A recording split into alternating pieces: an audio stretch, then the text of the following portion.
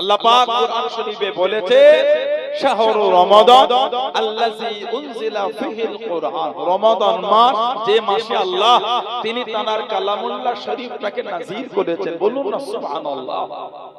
আল্লাহ পাক কোরআন শরীফে জিকির করেন, ইয়া আইয়ুহাল্লাযীনা আমানু, হে ঈমানদার বিশ্বাসী বান্দা বান্দীরা, কুতিবা আলাইকুমুস সিয়াম, আমি আল্লাহ তোমাদের উপর রোজাটাকে ফরজ করে দিলাম। কামা, যেমন, কুতিবা আলাল্লাযীনা মিন ক্বাবলিকুম, যেমন তোমাদের পূর্ববর্তীদের উপর রোজাকে ফরজ করা হয়েছিল।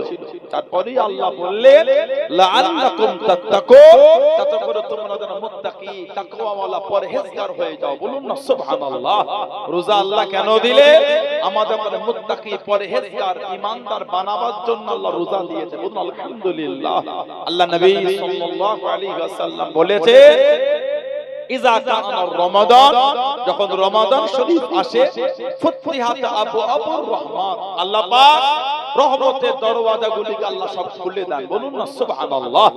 আর ওয়াগল্লিকাত আবওয়াবুল জাহান্নাম, আর জাহান্নামের দরওয়াজাগুলিকে আল্লাহ বন্ধ করে দেন। আর সুলসিলাতিশ শায়াতিন, শয়তানকে আল্লাহ জিনজিরকে আল্লাহ পাক বেঁধে ফেলে।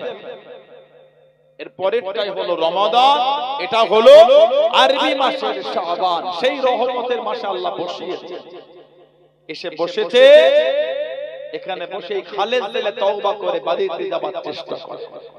এখানে বসাটাও কিন্তু একটা নসিবের ব্যাপার। আপনি যা ভাবছেন তা না। ভাবলেন জলসা করে দিলাম, একটা একটু বসলাম, উঠে চলে গেলাম, এই যে কিছুক্ষণ বসলে ওটা আপনার নসিবের ব্যাপার। জেনে যান আল্লাহ না ভালোবাসলে তার ইবাদত করার কারোর ক্ষমতা নাই।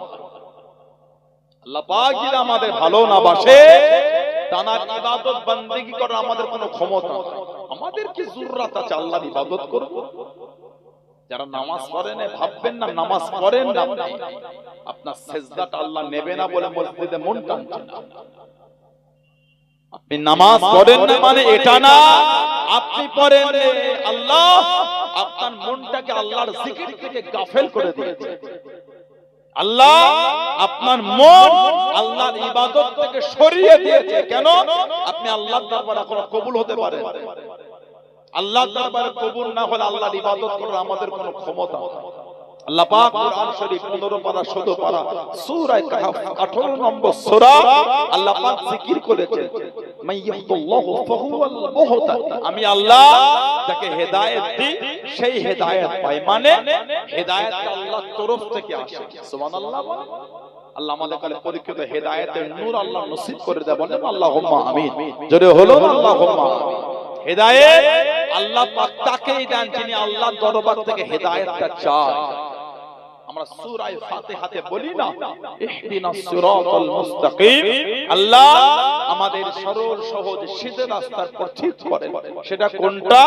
নিজেরাই আবার চায় সিরাতাল লাযিনা আনআমতা আলাইহিম, আল্লাহ যে রাস্তার উপরে যাদের উপর আনআমতা আলাইহিম, আল্লাহ আপনার নিয়ামতগুলিকে আপনি আতা করেছেন, আল্লাহ ওই রাস্তার উপর ওই পথের আল্লাহ আমাদের উপরে পথিক করে। ওটাই হলো আহলে সুন্নাত ওয়াল জামাত, ওটাই হলো জান্নাতে যাবার রাস্তা। জোরে বলুন না সুবহানাল্লাহ। এসে বসেছে খালেজ দিলে তওবা করে বাড়িতে যাবার চেষ্টা করে। আল্লাহ দরবারে নিজেকে কবুল করাবার জন্য আল্লাহর কাছে কাঁদে।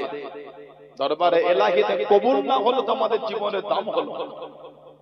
যদি আল্লাহ নৈকট্য নাই পেলাম তাহলে তো আর আমাদের জীবনের কোনো মূল্য হলো না। মুমিনের খাতায় নাম লেখাবার চেষ্টা করে।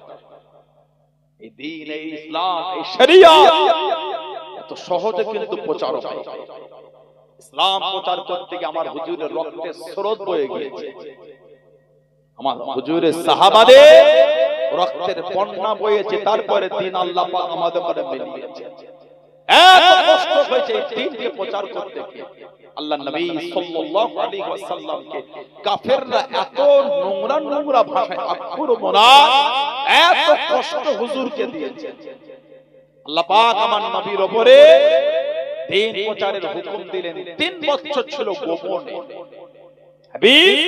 লুকিয়ে লুকিয়ে নিরালা নিচুমে লুকিয়ে নিজের করিব রিশতেদারদের মধ্যে আমি আল্লাহ আমার দ্বীনটা পৌঁছেছে।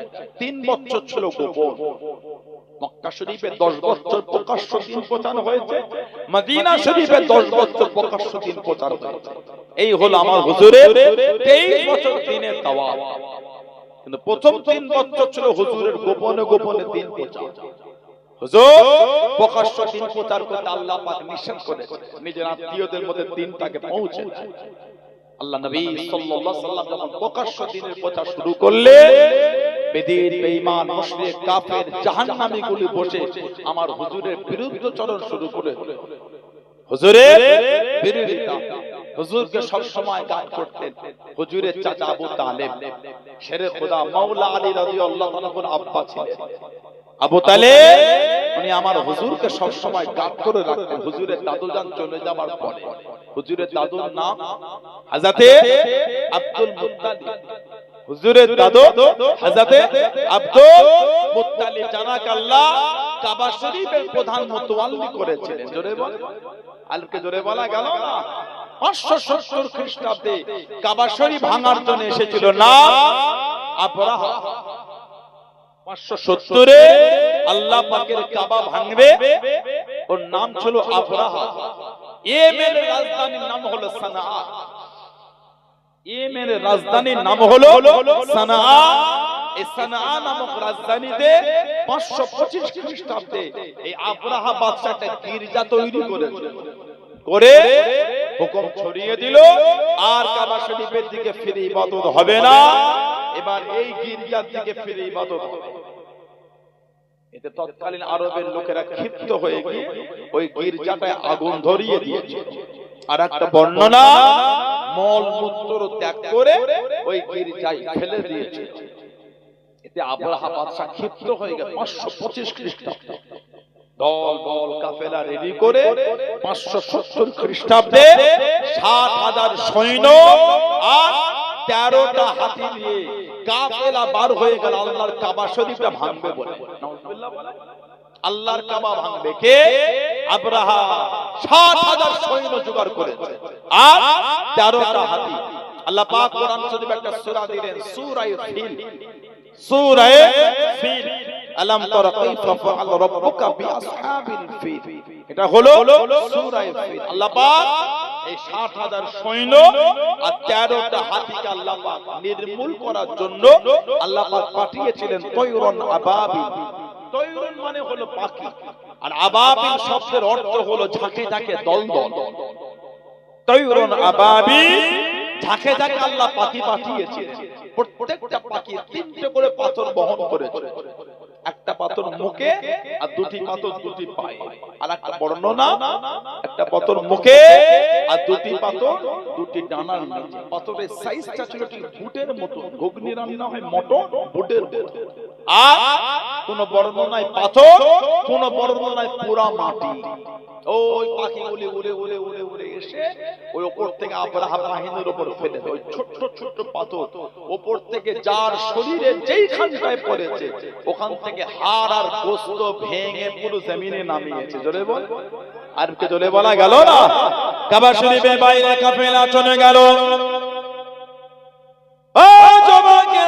মক্কা শরীফের বাইরে কাফেলা পৌঁছে গেল। আল্লাহ নবী দাদু হযরত আব্দুল মুত্তালিব ওনার কাছে খবরটা পৌঁছে গেল, ওনার কাছে সংবাদটা পৌঁছে গেল। হযরত আব্দুল মুত্তালিব আপনার বাসার কাছে চলে গেলেন, সামনে চলে গেলেন, আপনার বাসা জানিয়ে দিল, ও হযরত আব্দুল মুত্তালিব আপনি হলেন কাবা শরীফের প্রধান মুতাওয়াল্লি।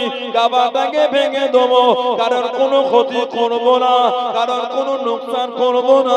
হযরত আব্দুল মুত্তালিব জানিয়ে দেন, ও আপনার বাসা আপনার 60,000 সৈন্য মক্কা শরীফের মানুষের উট তোমরা বেড়াগুলোকে চুরি করে করে নিয়ে চলে গিয়ে দে। আমার 200টা উটকে চুরি করে দে, আমার মাল আমাকে ফিরিয়ে দেন, আমার মাল আমাকে দিয়ে দেন, 200টা উট ফিরিয়ে দে। আপনার বাসা জানিয়ে দেন আপনি হলেন কাবা শরীফের প্রধান মুতাওয়াল্লি। কাবাটা ভেঙে দেবো ওটার কোনো চিন্তা করো না। 200 উটের চিন্তা হয়ে গেল। হযরত আব্দুল মুত্তালিব জানিয়ে দেন, ও আপনার বাসা আল্লাহ পাক আমাকে 200 উটের মালিক করে দে। কাবার মালিক আমি না, কাবার মালিক আমি না, যিনি কাবার মালিক তিনি কাবাকে হেফাজত খানা করবেন। জোরে বলুন সুবহান, আর একটু জোরে বলুন সুবহান। কাবার মালিক আমি না, আল্লাহ আমাকে 200 উটের মালিক করে দে। আমার মাল আমাকে দিয়ে দাও, যিনি কাবার মালিক তিনি কাবাকে হেফাজত করবেন। জোরে বললেন আলহামদুলিল্লাহ। এই দলে দলে পাখি এসে ওই ছোট ছোট পাথর উপর থেকে ফেলেছে, আল্লাহর হুকুম। যার শরীরে যেইখানটায় পড়েছে গোশত হাড় ভেঙে মুচড়ে নিচে নামিয়ে গোটা আবরা বাইরে মোড়ে কাবা শরীফের চাতানে বিছিয়ে আছে। আল্লাহ কাবার মালিক তিনি কাবাকে হেফাজত করেছেন। জোরে বল, আর একটু জোরে বলা গেল না সুবহানাল্লাহ। আল্লাহ নবী সাল্লাল্লাহু আলাইহি ওয়াসাল্লাম এই 3 বছর গোপনে গোপনে দ্বীনের দাওয়াত দিলেন। হুজুর সাল্লাল্লাহু আলাইহি ওয়াসাল্লাম ধীরে ধীরে দ্বীনের প্রচারটা হুজুর বাড়াচ্ছে। আল্লাহ হুকুম হলো এবার প্রকাশ্য দ্বীনের দাওয়াত দিচ্ছে। হুজুরের সব শত্রু হয়ে গেল। আবু তালেবের কাছে গিয়ে বলল, এই তোমার ভাই তো নতুন দ্বীনের দাওয়াত দিচ্ছে, ওকে মানা করো, ওকে মানা করো, ওর যা লাগবে বলো, আমরা তাই ওকে দেব, তবে ওকে দ্বীনে প্রচার করতে মানা করো। আল্লাহ নবী সাল্লাল্লাহু আলাইহি ওয়াসাল্লামকে চাচা বললেন, আদিজা মুহাম্মদ সাল্লাল্লাহু আলাইহি ওয়াসাল্লাম, মক্কা শরীফের মানুষেরা কুরাইশরা তারা এই বিষয়ে আমার উপর চাপ সৃষ্টি করেছে, তুমি এগুলো বন্ধ করে দাও। আল্লাহ নবী কিছুক্ষণ চুপ করলেন, কিছুক্ষণ পরে বলে, চাচা যান, এরা যদি আমাকে জানো মেরে ফেলে শহীদ যদি হয়ে যায়, আমি আল্লাহর ওয়াহদানিয়াতে দাওয়াত দিয়া বন্ধ করব না। জোরে বললেন সুবহানাল্লাহ। আবু তালেব শুনলেন, কিছুক্ষণ পরে বললেন, যাও, আমার যা ক্ষতি হয় হোক, এরা যা আমার ক্ষতি করে করুক, আমি তোমার সাথ আমি ছাড়ব না, তোমাকে আমি সব দিক থেকে, তুমি তোমার মতন দ্বীনের প্রচার করো, আমি তোমাকে সর্বদিক থেকে আমি তোমাকে গাদ করে রাখবো। জোরে বলুন না সুবহানাল্লাহ। আল্লাহর নবী সাল্লাল্লাহু আলাইহি ওয়াসাল্লাম দ্বীনের প্রচার শুরু করেন। ধীরে ধীরে মানুষ দ্বীনের মধ্যে আসছে। বয়স্কদের মধ্যে সর্বপ্রথম মুসলমান হয়েছিলেন হযরতে আবু বকর সিদ্দিক রাদিয়াল্লাহু তাআলা আনহু। জোরে বলুন না সুবহানাল্লাহ। মেয়েদের মধ্যে সবার আগে মুসলমান হলেন সাইয়্যিদা তাহিরা তাইয়্যিবা মা খাদিজা রাদিয়াল্লাহু তাআলা আনহা। সুবহানাল্লাহ বললেন না। বাচ্চাদের মধ্যে সর্বপ্রথম মুসলমান হলেন হযরতে শেরে খোদা মাওলা আলী রাদিয়াল্লাহু তাআলা আনহু। বলুন না সুবহানাল্লাহ। আর গোলামদের মধ্যে সর্বপ্রথম মুসলমান হলেন হুজুরে সাহাবী হযরতে যায়েদ ইবনে হারেসা রাদিয়াল্লাহু তাআলা। যায়েদ ইবনে হারেসা, যাকে মাঝে মাঝে সাহাবারা ডেকে ফেলতেন যায়েদ ইবনে মুহাম্মদ, যায়েদ ইবনে মুহাম্মদ সাল্লাল্লাহু আলাইহি ওয়াসাল্লাম, সাহাবারা মাঝে মাঝে ডাকতেন। আল্লাহ পাক কুরআন শরীফের আয়াত দিয়ে দিলেন, যা পিতার পরিচয় দিয়ে পরিচয় দাও, পিতৃ পরিচয় দাও।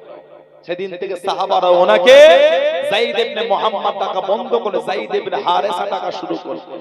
হুজুরে সাহাবী ছিলেন, যাকে আল্লাহর নবী নবম হিজরিতে পাঠিয়েছিলেন। কোথায়? জঙ্গে মুতা বা মাউতার যুদ্ধ।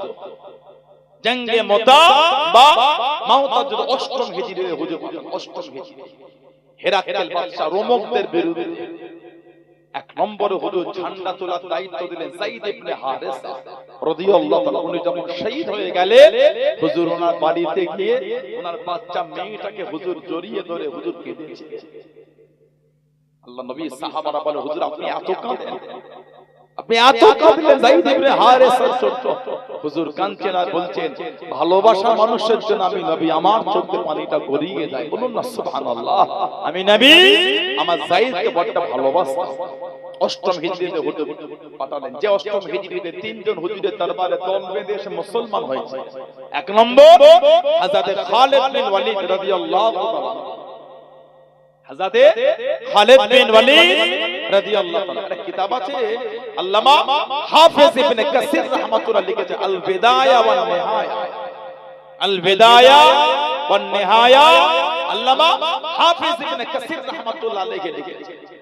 ওই কিতাবে এসেছে সাহাবাদের একটা দল চলে গেল আল্লাহর দ্বীনের খেদমত করতে করতে। কোথায়? দরিয়ায়ে দাজলা, টাইগ্রিস নদীর কিনারায় চলে গেছে। পার হবে, নৌকা বোট কিছুই নাই। সাহাবারা এই পারে দাঁড়িয়ে, জোয়ার চলছে, পানি ফুলে ফেপে, সাহাবাদের মধ্যে একটা ইতস্তত ভাব করতে, ইতস্তত ভাব কাজ করতে। হযরত খালিদ বিন ওয়ালিদ আর হযরত সাদ ইবনে আবি ওয়াক্কাস রাদিয়াল্লাহু আনহু এই দুজন সাহাবা উঠে দাঁড়িয়ে কঠিন একটা ভাষণ দিয়ে দিলেন। ও হুজুরের সাহাবারা, আমরা দুনিয়ার কোন শর্তে বার হই না, আমরা আল্লাহর দ্বীনের জন্য বার হচ্ছি। সুবহানাল্লাহ বলে, ভয় খেও না। এই পানির উপর বিসমিল্লাহ তাওয়াক্কালতু আলাল্লাহ, যে যার ঘোড়ালে পানির উপর নেমে পড়ে। সাহাবারা যে যার ঘোড়া নিয়ে ওই টাইগ্রিস নদীর পানিতে নেমে পড়লেন। কিতাব এসেছে একটা ঘোড়ার পা পানিতে ডুবছে না, টাঙার মতন একদিক থেকে আরেক দিকে পার হয়ে যাচ্ছে। জোরে বলে, আর একটু ভালোবাসায় বলা গেল না। একজন সাহাবী খালি একটা কাঠের কৌটা পানিতে পড়ে গিয়েছিল। সাহাবারা পার হলে সাহাবী বললেন, কারো কিছু হারিয়েছে? একদম বলে, আমার কাঠের একটা কৌটা পড়ে গিয়েছে। উনি পানির কিনারায় গিয়ে বললেন, আল্লাহ, আপনার হাবিবের খালিল আল্লাহ, আপনি আমাদের করে সহি সালামতে এদিক থেকে ওদিকে পার করিয়ে দেন। আল্লাহ, আপনার হাবিবের একজন সাহাবীর একটা কাঠের কৌটা এই পানিতে পড়ে গেছে, আল্লাহ মেহেরবানি করে মিলিয়ে দেন। কিতাব এসেছে ওই ঢেউ লেগে কৌটাটা আল্লাহ পাক ওই নদীর কিনারায় পাঠিয়ে দিয়েছিলেন। জোরে বলে, আর কি জোরে বলা গেল না। খালিদ বিন ওয়ালিদ। 2 নম্বর হযরত উসমান ইবনে তালহা। উসমান ইবনে তালহা কে? উসমান ইবনে তালহা আল্লাহ নবী হিজরতের আগে দাঁড়িয়ে গেলেন। ও জওয়ানেরা, আল্লাহ নবী হিজরতের আগে দাঁড়িয়ে গেলেন কাবা শরীফের সামনে দে। আল্লাহ নবী ডাক দিয়ে দিলেন, ও বাবা উসমান ইবনে তালহা রাদিয়াল্লাহু তাআলা আনহু, আল্লাহ পাকের কাবা শরীফের চাবিটা একবার আমাকে দিয়ে দাও। মনটা কাঁদে, আল্লাহর কাবার ভিতরে পা যাব, কাবা শরীফের চাবিটা আমাকে দিয়ে দাও। হযরত উসমান ইবনে তালহা তখন উনি মুসলমান ছিলেন না, চাবিটা তখন দেন নাই, তখন উনি মুসলমান হন নাই, চাবি উনি দিলেন না। আল্লাহ নবী দাঁড়িয়ে দেন, ও উসমান ইবনে তালহা, আমি নবী জানিয়ে দিলাম, আমি নবী শুনিয়ে দিলাম, এমন একটা দিন আসবে, এমন একটা সময় আসবে, আল্লাহ পাকের হুকুমে কাবা শরীফের চাবিখানা আমি নবী আমার হাতে পৌঁছে যাবে। আমি নবী যাকে খুশি যাকে মনে করব, আল্লাহ পাকের কাবা শরীফের চাবিটা দিয়ে দেব। জোরে বলুন সুবহান, আর একটু জোরে বলুন সুবহান। আল্লাহ নবী অষ্টম হিজরিতে বার হয়ে গেলেন, মক্কাটা ফাতেহ হয়ে গেল, মক্কাটা বিজয় হয়ে গেল।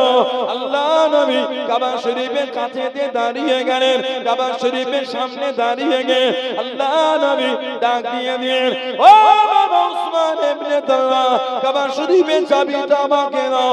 আল্লাহ নবী নূরের কাঁধে কাবা শরীফের চাবিটা নিয়ে আল্লাহ পাকের কাবা শরীফের ভিতরে চলে গেলেন। কাবা শরীফ ঘুরে দেখে ভিতর থেকে নোংরা গুলিকে বাইরে বার করে দে।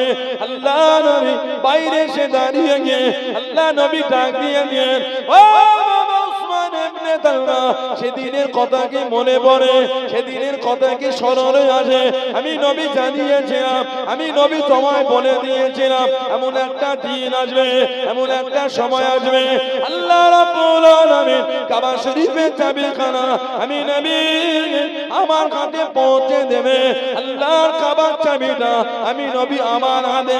সেদিন আমি নবী জানিয়েছিলাম, আমি নবী যাকে মনে করব, আমি নবী যাকে পছন্দ করব, আল্লাহ পাকের কাবা শরীফের চাবিটা তাকে দিয়ে দেবো।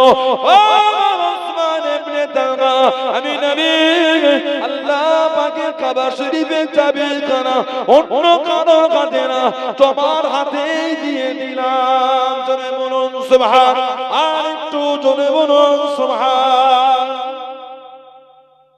সেই হিজরতের আগে তুমি আমাকে কাবার চাবি দাও। আমি রাসূল সেদিন বলেছিলাম, চাবি আমার হাতে আল্লাহ দেবে, আর আমি যাকে খুশি তাকে চাবি দেব। উসমান ইবনে তালহা, আমি নবী চাই এই চাবিটা আমি নবী তোমার হাতেই দিয়ে দিই। বলুন না সুবহানাল্লাহ। আর আমি দোয়া করলাম কিয়ামত পর্যন্ত আল্লাহ পাক এই কাবা শরীফের চাবিটা তোমার খানদানের হাতেই আল্লাহ রেখে বলবেন না সুবহানাল্লাহ। উসমান ইবনে তালহা বলতেন, হুজুর আমার হাতে চাবি দিচ্ছে, চাবি আমার হাতে আসছে না, আমার অন্তরে ঈমানের নূর চলে আসছে। জোরে বলুন না সুবহানাল্লাহ। ওই 8ম হিজরিতে উনি মুসলমান হলেন। 3 নম্বর হযরতে আমর ইবনুল আস রাদিয়াল্লাহু তাআলা আনহু।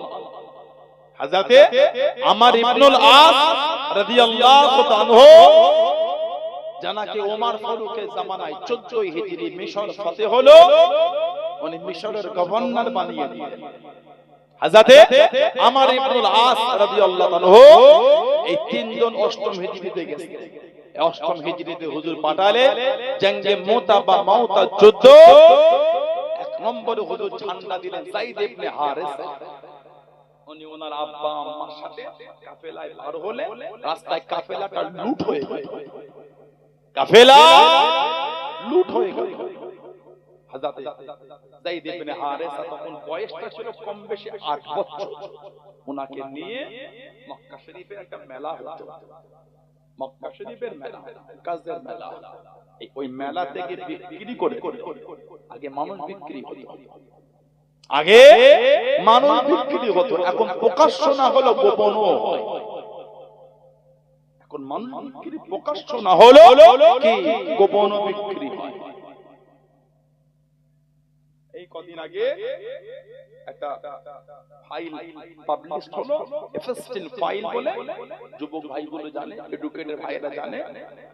এফএস10 ফাইল গোটা পৃথিবীর বড় বড় শিল্পপতি, রাজা, গোটা পৃথিবীর বড় বড় সব মাথাওয়ালা লোকগুলো, সব যারা 1 নম্বরে পৃথিবীর ধনী, 2 নম্বরে যাদের নাম, এই সব মিলে একটা দ্বীপে গিয়ে আশ্রয় নিত, আনন্দ করত।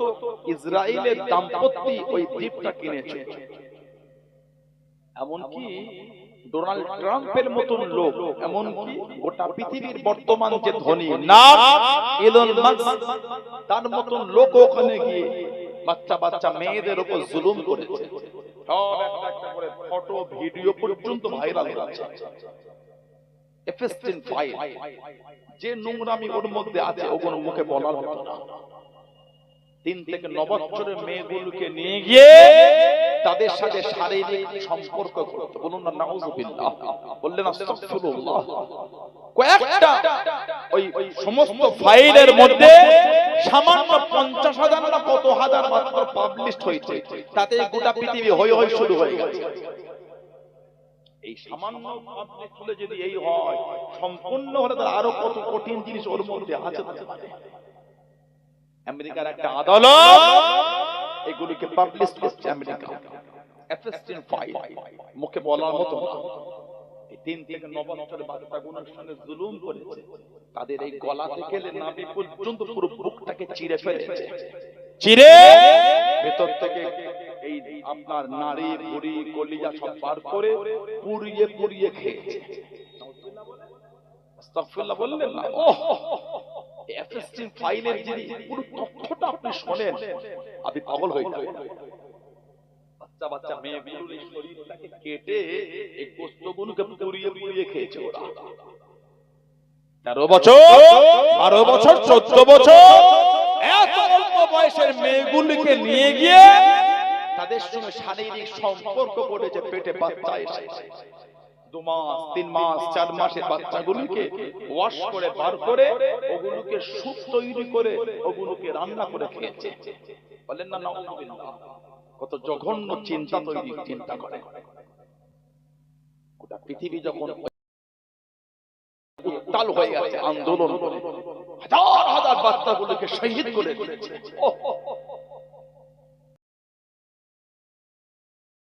সিরিয়া হাজার হাজার বাচ্চা শহীদ করে দিয়েছে। গোটা পৃথিবী যখন উত্তাল হয়ে আছে, তখন ওদের কোনো কষ্ট হচ্ছে না। দেখেছেন কোন হেলদোল? ইসরায়েলে কোন হেলদোল দেখেছেন আপনি? আমেরিকার কোন হেলদোল দেখেছেন? কেন? যখন গোটা পৃথিবীর জাতি, ধর্ম, বর্ণ নির্বিশেষে সবাই যখন আন্দোলনে উত্তাল, ওদের কিন্তু কিছু মনে হচ্ছে না। কেন? ওরা তো মানুষের গোশত ছিঁড়ে খেয়ে অভ্যস্ত, ওদের মায়া হবে কি? বুঝতে পারেন? ওরা তো মানুষের গোশত খেয়ে অভ্যস্ত, মানুষ মরাতে ওদের কোনো কষ্ট হবে না, কোনো মানুষকে অভ্যস্ত। মানুষের শরীরগুলোকে টুকরো টুকরো করে রান্না করে খায়, বাচ্চা বাচ্চাগুলোকে দিয়ে ওগুলোকে শরীরটাকে টুকরো টুকরো করে ওগুলোকে খাচ্ছে। অ্যাপেস্টিন ফাইলের মধ্যে এ টু জেড সমস্ত কিছু তথ্য আছে। আল্লাহ জালেমের হাত থেকে আল্লাহ আমাদের হেফাজত করে, বলে আল্লাহুম্মা আমিন। জাতি ধর্ম বর্ণ নির্বিশেষে সব ধর্মের লোককে আল্লাহ এই সমস্ত নোংরা আর হীন মানসিকতার লোকেদের হাত থেকে আল্লাহ আমাদের রক্ষা করে, বলুন আল্লাহুম্মা আমিন। জোরে বলে আমার ভাইয়েরা, বাচ্চারা, ছেলেরা, যুবকেরা, হযরতে হুজুরে সাহাবী যায়েদ ইবনে হারেসা এই উকাজে মেলা থেকে ওনাকে কিনেছেন, আরো কিছু বাচ্চাকে কিনলেন কে? হযরতে মা খাদিজা রাদিয়াল্লাহু তাআলা ওনার ভাইয়ের ছেলে। মা খাদিজা রাদিয়াল্লাহু তাআলা ওনার ভাইয়ের ছেলে ওনাকে কিনে ঘরে নিয়ে গেলেন কয়েকটা বাচ্চাকে। আম্মা জান খাদিজাতুল কুবরা দেখতে গেলেন, ওনার ভাইয়ের ছেলে বললেন, ফুফুজান এই বাচ্চাগুলির মধ্যে যাকে আপনার পছন্দ বলেন তাকে দিয়ে দিন। আম্মা জান ঘুরে ঘুরে পছন্দ করে যায়েদ ইবনে হারেসা, ওনাকে আমার মাকে দিয়ে দিও। আল্লাহর নবীর সাথে যখন আমার মায়ের বিয়ে হলো, হুজুরের বয়স কত? আল্লাহর নবীর বয়স কত ছিল? 25 বছর। মায়ের বয়স 40 বছর। যখন বিয়ে হলো তখন আমার মা বলে, হুজুর আমি আপনাকে একটা উপঢৌকন হাদিয়া, এই হাদিয়াটা দিয়েছিলেন হযরতে যায়েদ ইবনে হারেসা। হুজুর এই বাচ্চাটাকে আমি আপনাকে উপঢৌকন দিয়ে দিলাম, বলুন না সুবহানাল্লাহ। আল্লাহর নবীর সাথে উনি বড় হলেন, হুজুরের খিদমত করতেন, হুজুরের কাছে কে? হযরতে যায়েদ ইবনে হারেসা। ওনার এলাকা থেকে কিছু মানুষ হজ করতে এসে ওনাকে দেখলেন মক্কা শরীফে। কথোপকথন হলো, আবার সময় বললেন আমাকে 400 দিরহামের বিনিময়ে বিক্রি করেছে। 400 দিরহাম। গ্রামে গিয়ে ওনার আব্বাকে বললে, তোমার ছেলে বেঁচে আছে, তবে 400 দিরহামের বিনিময়ে বিক্রি হয়েছে কুরাইশদের কাছে। হযরত যায়েদ ইবনে হারেসা আব্বা বার হয়ে গেলেন। ও যুবকেরা, ও আমার মুরব্বি বাবারা, মায়েরা, বোনেরা, সঙ্গে ওনার চাচাকে নিয়ে মক্কা শরীফে পৌঁছে গেলেন। আল্লাহ নবী সাল্লাল্লাহু আলাইহি ওয়াসাল্লাম হুজুরের কাছে চলে গেলেন। আল্লাহ নবী তখন তিনি দাওয়াত শুরু করে না, তিনি দাওয়াত তখন হুজুর দেন না। ও যুবকেরা, আল্লাহ নবীর কাছে থেকে দাঁড়িয়ে গেলেন, তিনি জানিয়ে দেন, যায়েদ ইবনে হারেসা আমার ছেলে আপনার কাছে বিক্রি হয়ে গিয়েছে, আপনার কাছে আছে।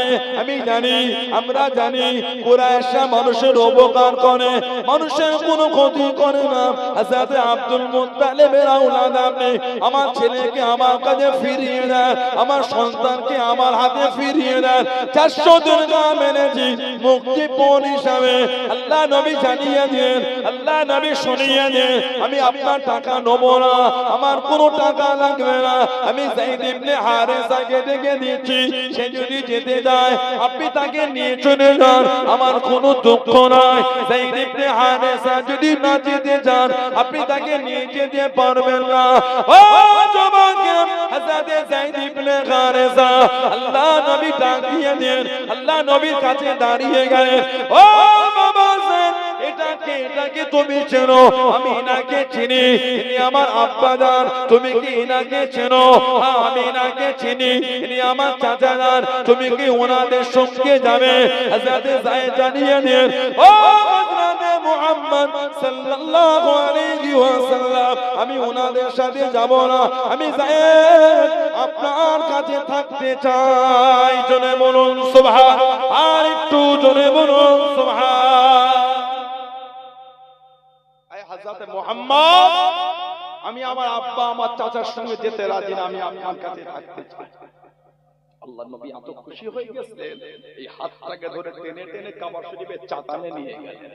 হুজুর চাতানে নিয়ে গিয়ে হাত দিয়ে বলে, এই কুরাইশ, আজ থেকে আমি সমস্ত মাল পত্র, টাকা পয়সা, ধন সম্পদে সমস্ত কিছুতে হকদার আজ থেকে আমার যায়েদ ইবনে হারেসা আজ থেকে হয়ে গেল। জোরে বলুন, আর জোরে বলা গেল না। ফিরে এলে ওনার আব্বা কিছুক্ষণ পরে বললেন, আমি আপনার উপর খুশি যে আপনি আমার ছেলেকে এত সম্মান দিলেন। আমি আমার ছেলেকে নিয়ে যাব না, ওকে আমি আপনার কাছে রেখে দেব। হযরতে যায়েদ ইবনে হারেসা রাদিয়াল্লাহু আনহু উনি আল্লাহর নবীর সাথেই থাকলেন। বলুন না সুবহানাল্লাহ। এই গোলামদের মধ্যে সর্বপ্রথম মুসলমান উনি হয়েছে। হুজুর দ্বীনের দাওয়াত দেন, দ্বীনের প্রচার শুরু করে, মুসলমানদের উপর এত অত্যাচার শুরু হয়ে গেল, হুজুর একটা দলকে পাঠিয়ে দিলেন আবিসিনিয়া, ইথিওপিয়া, হাবশা। ওই দলের মধ্যে ছিল 4 জন মহিলা আর 12 জন পুরুষ। 4 জন মহিলা আর 12 জন পুরুষ। সর্বপ্রথম ইসলামে হিজরত হচ্ছে। মুসলমানদের প্রথম হিজরতটা মদিনা শরীফ না, মুসলমানদের প্রথম হিজরতটা ছিল আবিসিনিয়া, ইথিওপিয়া, হাবশা। আল্লাহর নবী 12 জন পুরুষ আর 4 জন মহিলা। এই 12 জনের মধ্যে ছিলেন হযরত উসমান ইবনে আফফান রাদিয়াল্লাহু তাআলা, আমার হুজুরের জামাতা, হুজুরের সাহাবী, ইসলাম জাহানের তৃতীয় খলিফা। ওনাকে গোটা কাফেলার দায়িত্ব হুজুর দিলেন। আর এই 4 জন মহিলার মধ্যে ছিলেন হুজুরের মেয়ে হযরত রুকাইয়া রাদিয়াল্লাহু তাআলা আনহা, যিনি মাত্র 21 বছর বয়সে বদরের যুদ্ধের দিন ইন্তেকাল হয়ে গেছে। ইসলামের একটা যুদ্ধ হয়েছিল বদর, দ্বিতীয় হিজরি। ইসলামের প্রথম যুদ্ধ বদর। মাত্র 313 জন সাহাবা ছিলেন। আল্লাহ নবী সাল্লাল্লাহু আলাইহি সাল্লাম যে বদরে হুজুর সিজদায় পড়ে কেঁদেছেন, হুজুর সিজদায় গিয়ে আল্লাহর কাছে কেঁদেছেন। আল্লাহ আজকে দিনে যদি হেনে যা, দিন মানার কেউ থাকবে না। ইসলাম মানার আর কেউ থাকবে না, আপনার ওয়াদানিয়াত মানার কেউ থাকবে না। আল্লাহ পাক আমি নবী আমাকে মানার কেউ থাকবে না, ইসলামের ঝান্ডা ধরার কেউ থাকবে না। আল্লাহ নবী জান জান করে কাঁদে, চোখে পানি ফেলে ফেলে কাঁদে।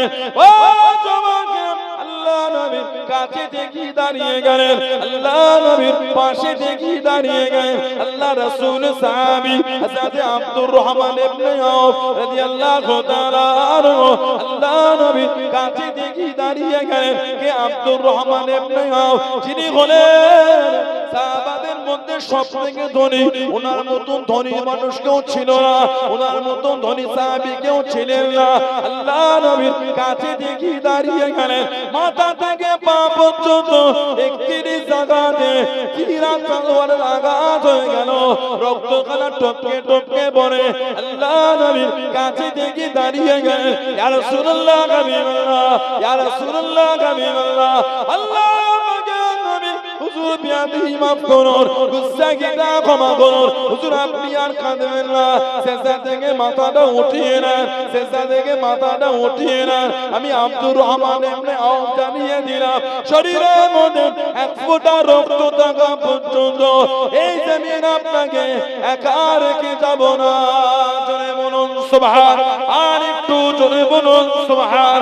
ও জবানকে আল্লাহ রাসূল সাহাবী হযরত মিকদাদ রাদিয়াল্লাহু তাআলা আনহু কে হযরত মিকদাদ আল্লাহ নবী খন্দকে জমিনে চলে গেলেন। আল্লাহ নবী সাহাবাদের করে মাথায় করে মাটিটা বাওয়া শুরু করে দিয়ে আল্লাহ নবী নূরের বাদানখানা মাটিতে পড়ে গিয়েছে, ধুলোয় পড়ে গিয়েছে।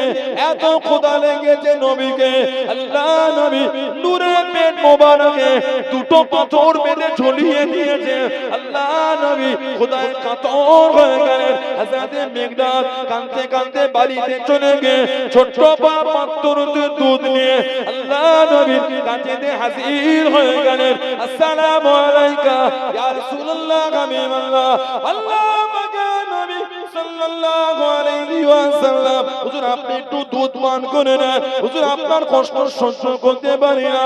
আল্লাহ নবী দুধের পাত্রখানা নিয়ে রহমতের নবী, দয়া নবী একটা উঁচু জায়গায় দাঁড়িয়ে গিয়ে ও আমার সাহাবী মিকদাদ দুধ এনেছে বাবা, এসে এসে সবাই মিলে পান করি। আল্লাহ নবী ছোট্ট বড় পাত্র দুধখানা পান করে সাহাবাদের দিলেন। সমস্ত সাহাবার হয়ে যাবার পরে আল্লাহ পাকের হুকুমে বরকত হয়ে গেল। জোরে বলুন সুবহান, আর একটু জোরে বলুন সুবহান। আল্লাহ নবী বদরের জমিনে কাছে থেকে দাঁড়িয়ে গেলেন। হুজুর আপনি আর কাঁদবেন না, সিজদা থেকে মাথাটা উঠিয়ে নেন, সিজদা থেকে মাথাটা উঠিয়ে নেন। আল্লাহ নবী, আমরা আপনাকে মুসা নবীর উম্মতের মতন বলবো না। ও নবী মুসা, আপনি আর আপনার আল্লাহ ফেরাউনের বিরুদ্ধে যুদ্ধ করেন, ওটা আপনাকে বলবো না। শরীরের মধ্যে এক ফোঁটা রক্ত থাকা পর্যন্ত এই জমিন আপনাকে আগলে রেখে যুদ্ধ করে যাব। জোরে বলুন সুবহান, আর একটু জোরে বলুন সুবহান। হুজুর বেয়াদবি মাফ চাই হুজুর, আপনি চিন্তা করবেন না, যতক্ষণ শরীরে এক ফোঁটা রক্ত আমাদের থাকবে হুজুর আপনাকে গাঁট করে রেখে যুদ্ধ করে যাব। জোরে বলেন না সুবহানাল্লাহ। আল্লাহর নবী এত খুশি হয়েছিলেন, হযরত মিকদাদের জন্য আমার রাসূল দোয়া করেছেন। হযরত মিকদাদ রাদিয়াল্লাহু আনহু বলেন হুজুর এক ফোঁটা রক্ত থাকা পর্যন্ত আপনাকে রেখে যাব। আর আব্দুর রহমান ইবনে আউফ রাদিয়াল্লাহু আনহু ওনার মাথা থেকে নে পা পর্যন্ত 31 জায়গায় তীর আর তলোয়ারের আঘাত হয়ে গেছে, রক্ত টপকে টপকে পড়ছে। আব্দুর রহমান ইবনে আউফ আমার হুজুরের যতজন সাহাবা ছিলেন সবথেকে ধনী ছিলেন উনি, ওনার মতন ধনী কোন সাহাবা ছিল না। সুবহানাল্লাহ বললেন, এত জমিদার আল্লাহ ওনাকে করেছে। কিতাবে এসেছে আব্দুর রহমান ইবনে আউফ রাদিয়াল্লাহু আনহু ওনার চারজন স্ত্রী ছিলেন, চারজন। উনি যখন ইন্তেকাল করেন এত স্বর্ণ মুদ্রা দিনার রেখে গেছেন, দিনার। এক একজন স্ত্রী ইন্ডিয়ান রুপিতে ভাগ পেয়েছে প্রায় 300 কোটি করে। এক একজন বউ পেয়েছে, সুবহানাল্লাহ বলবেন না, একজন বউ আর একটা বর্ণনা 400 কোটি করে প্রায় এক একজন বউ ভাগ পেয়েছে, বলেন না সুবহানাল্লাহ। এত জমিদার সাহাবী হুজুর হিজরত করলেন, ওনাকে বলা হয় সাহিবুল হিজরাতাইন, দুই হিজরতের অধিকারী। উনি ইথিওপিয়া তো হিজরত করেছিলেন, মদিনা শরীফ পর্যন্ত ওনাকে বলা হয় সাহিবুল হিজরাতাইন, দুই হিজরতের অধিকারী। মক্কা শরীফ থেকে মদিনা শরীফে খালি হাতে গেছিলেন। মদিনা শরীফ থেকে পাথর তুলতেন, পাথর যে পাথরটা তুলতেন তার আগে বলতেন আল্লাহ আপনার হুজুরের ওসিলা ধরে হুজুরকে বরকত মনে করে পাথর তুলছে, আল্লাহ এই পাথরের নিচে যেন স্বর্ণ পায়, এই পাথরের নিচে যেন স্বর্ণ পায়, সোনা গোল্ড। যে পাথরটাই তুলতেন আল্লাহ পাকের হুকুম, ওই পাথরের নিচে স্বর্ণ পাওয়া যেত। এত স্বর্ণ পেয়েছিলেন, স্বর্ণের পাহাড় তৈরি হয়ে গেছে। জোরে বলে আর জোরে বলা গেল না। ওনার ইন্তেকালের পরে ফজরের পর কয়েকজন কুরুল দিয়ে ওই স্বর্ণ কাটা শুরু করেছে। কেন? আত্মীয়দের মধ্যে ভাগ হবে বলে কুরুল দিয়ে স্বর্ণ কেটেছে। জোহর হয়ে গেছে, তখনও স্বর্ণ কাটা শেষ হয় না, তখনও চলছে। সুবহানাল্লাহ বলবেন না। যারা স্বর্ণ কেটেছিল কুরুল দিয়ে ওদের হাতে ফোঁসা উঠে গেছে, এত স্বর্ণ রেখে গেছে। কে? হযরত আব্দুর রহমান ইবনে আউফ রাদিয়াল্লাহু তাআলা। জীবনও দামি পোশাক পরে, ছেঁড়া ফাটা পোশাক পরে ঘুরে ঘুরে, আর ডালকে পিষে জবের আটা রুটি দিয়ে খেতে। বললে বলবো আমি আমার হুজুরকে এইভাবেই খেতে দেখেছি, বললো না সুবহানাল্লাহ। আর মাঝে মাঝে গোশতটা মুখের কাছে নিয়ে গিয়ে নামিয়ে নিতেন, খেতেন গোশত। সাহাবারা বলতেন হুজুর সবার জন্য এত সুন্দর তরকারি, আপনি এভাবে খান, হুজুর গোশতটা খান। গোশত হাতে নিতেন, চোখ টপ টপ করে পানি পড়তো, হুজুর আপনি কাঁদছেন। হযরত আব্দুর রহমান ইবনে আউফ রাদিয়াল্লাহু আনহু গোশত হাতে নিয়ে কেঁদে কেঁদে বলতো, ও হুজুরের সাহাবারা, আমি আমার হুজুরকে কোনোদিন পেট ভরে গোশত খেতে দেখি না। আল্লাহ রাসূল কোনোদিন পেট ভরে গোশত খেলেন না, আমি হুজুরের সাহাবী হয়ে আমি পেট ভরে গোশত খাই কি করে? বলেন না সুবহানাল্লাহ। আর কে জোরে বলা গেল না। এটা হলো ভালোবাসা, এটা হলো মুহাব্বত। দোতলা বাড়ি হয়ে গেল, তিনটে ঘরে এসি লাগানো হয়ে গেল, একটা দামি মোটরসাইকেল, 5 বিঘে জমি, আবার এই রোডের জায়গা ভাঙছে, রোডের জন্য জায়গা ঘর তো সব ভেঙে তছনছ, মোটা অঙ্কের টাকা পেয়ে গেল, ওর মাথার কাজ করছে। ঠিক বলছে না ভুল? ওর পার জমিনে না, উঠো উপর দিয়ে হাঁটছে, শূন্য হাঁটে। কেন? ব্যাংক ব্যালেন্স ভালোই হয়েছে। 100 কত করে দিচ্ছে রোডে? কত করে? 100 জায়গা বললে কতটা দিল? 10-12 লাখ? আরে 6 লাখ। কথা বলে না? 100 জায়গা 6.5 লাখ, 7 লাখ, 8 লাখ জায়গা হিসাবে ওর মাথার কাজ করে। এই জায়গাটা একটু থুতু ফেলতো যেত না, ওই জায়গায় 7 লাখ পেয়েছে। যে হাঁটছে জমিনে পানায় হাওয়ায় হাঁটছে, লা হাওলা ওয়ালা কুওয়াতা ইল্লা বিল্লাহ। 7 লাখ পেয়ে যদি এই হয়, 7 কোটি পেলে তোমার কি হবে? 7 লাখে যদি এই হয়, 7 কোটি কি হবে? ওনার 4 জন স্ত্রী, এক একজন বউ ইন্ডিয়ান রুপিতে ভাগ পেয়েছে প্রায় 300 কোটি করে। তাই ভেবে দেখেন মাল তাহলে কত ছিল, সম্পদ তাহলে কত ছিল। সুবহানাল্লাহ বলে আর কি জোরে বলা গেল না? দোতলা বাড়ি করে নিজেকে অত বড় ভাবুন, 3টে এসি লাগিয়ে অত মাথা উঁচু করার চেষ্টা করো, নিজেকে বিনয় আর নম্র আর ভদ্র তৈরি করো। কত অহংকার চলে আসছে কেন আমাদের মধ্যে? জলসা মাহফিলে বসতে লজ্জা লেগে যাচ্ছে। কিসের লজ্জা? ছিঁড়া ফাটা ধুলো যা থাকবে তাতেই বসতে। তোমার জমিদারি তোমার জমিদারি দেখে, আল্লাহ আল্লাহ রাসূলের কাছে কিতে জমিদারি দেখাচ্ছে? হুজুরের মহব্বতে জমিদারি মানে? হুজুরের সাহাবাদের মধ্যে এইসব অহংকার ছিল। আল্লাহ ওলিদের জীবনী পড়ে দেখে আজও আল্লাহ ওয়ালাদের দরবার গুলো ঘুরবে, শুধু ফুরফুরা শরীফ বলে না, বিভিন্ন ওলিদের দরবারে যাবে, তার মধ্যে ফুরফুরা শরীফও গিয়ে দেখবেন আজও হুজুর কেবলাদের দলি যে খাজুর গাছের পাতার তৈরি চাটাইটা বিছানো আছে। কেন? আল্লাহ নবী সাল্লাল্লাহু আলাইহি সাল্লাম খাজুর গাছের পাতার তৈরি চাটাই হুজুর ঘুমাতেন, হুজুর আরাম করতেন, হুজুর ব্যবহার করতেন। বলুন না সুবহানাল্লাহ। ওই পাটিটা ব্যবহার করাটা হলো সুন্নাত।